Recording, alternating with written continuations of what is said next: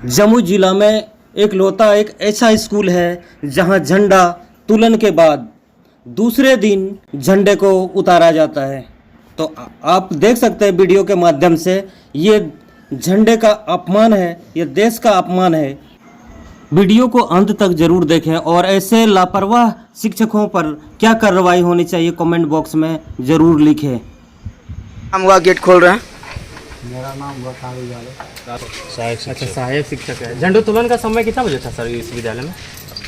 9 अच्छा, फिर ध्वज अभी तक लगा हुआ है, राष्ट्रीय ध्वज?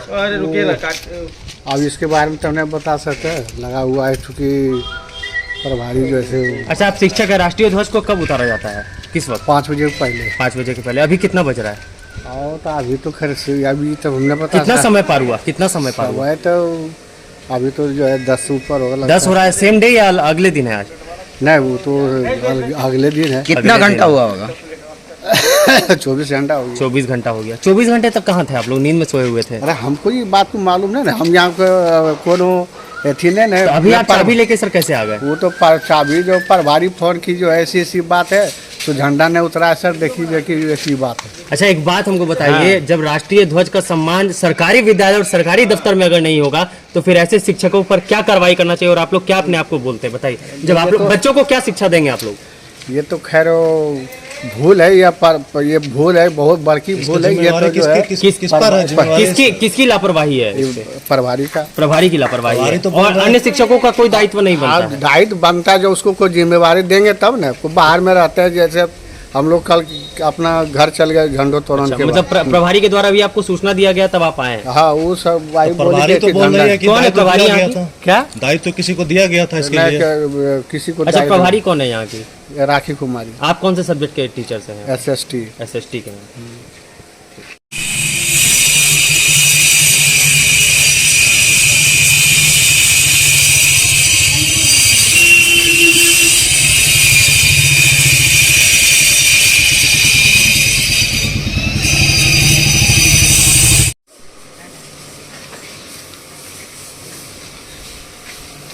एक मिनट में रहो। मैम, आप प्रभारी हैं इस विद्यालय की, राष्ट्रीय ध्वज के सम्मान में इस तरह की लापरवाही कहाँ तक?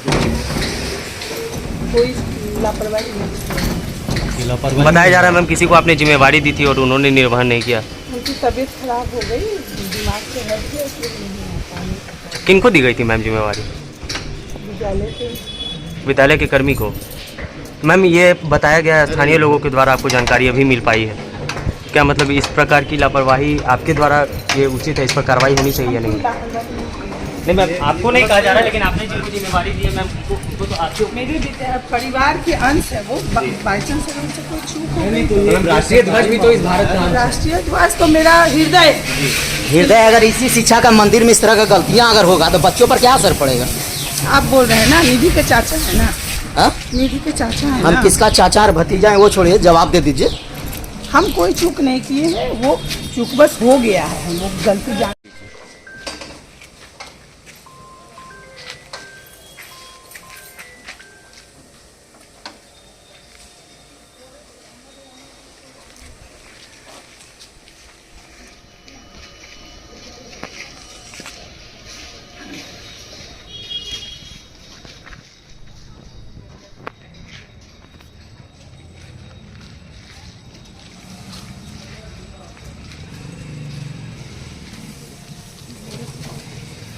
हाँ मैडम, एक सवाल।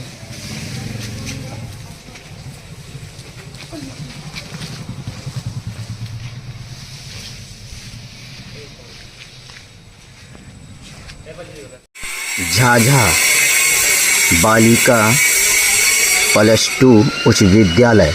हाँ, मैं बताते चलूँ, +2 बालिका उच्च विद्यालय झाझा जमुई के स्कूल में कल 15 अगस्त के शुभ अवसर पर झंडा तोलन किया गया।